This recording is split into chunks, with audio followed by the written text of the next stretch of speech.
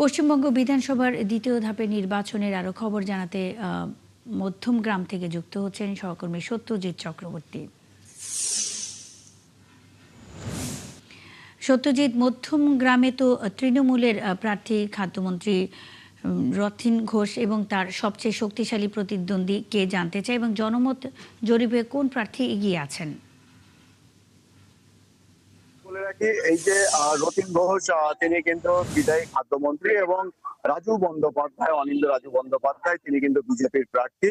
তবে এই যে রতিন ঘোষ, তিনি কিন্তু বাম জামানা থেকে জিতে আসছেন। যখন বাম জামানা অর্থাৎ বাম শাসন চলছে 34 বছরে, সেই সময় থেকেই কিন্তু খাদ্যমন্ত্রী রতিন ঘোষ তিনি জিতে আসছেন পৌরসভা নির্বাচন থেকে। পরবর্তীতে তিনি বিধায়ক হন এবং গেলবার তিনি কিন্তু খাদ্যমন্ত্রী হন। দেখুন, আমি এই মুহূর্তে দেখাবো ভিড়। সকাল থেকেই কিন্তু লম্বা লাইন, এবং এই যে লম্বা লাইন অন্যান্য বারের তুলনায় এবারের যে নিরাপত্তা, সেই নিরাপত্তা খানিকটা ভিন্ন ধরনের। শুরুতেই আছে কিন্তু কেন্দ্রীয় বাহিনী। সেই কেন্দ্রীয় বাহিনীর যারা সদস্য আছেন, তারা ভোটারদের যে পরিচয়পত্র, অর্থাৎ নির্বাচন কমিশনের তরফ থেকে যে স্লিপ দেওয়া হয়েছে, সেই স্লিপ এবং সচিত্র পরিচয়পত্র পরীক্ষা করে তারপরে কিন্তু এই যে ভোট কেন্দ্র আছে, বুথ আছে, তার ভিতরে ঢুকতে পারছে, লাইনে দাঁড়াতে পারছে ভোট দানের জন্য।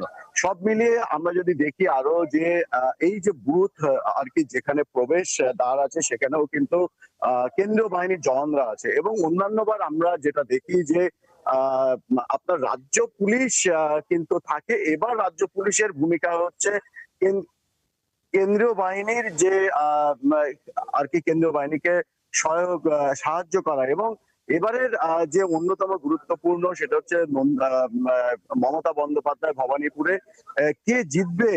নন্দীগ্রামের পুনরাবৃত্তি হবে নাকি বদলা হবে? মমতা বন্দ্যোপাধ্যায় নন্দীগ্রামে হেরেছিলেন, এবার কি রাখতে সেই থাকুন নিশ্চয়ই। এ বিষয়ে আরো জানতে সত্যজিৎ, আপনার সাথে আমরা আবারও যুক্ত হব, সঙ্গেই থাকবেন।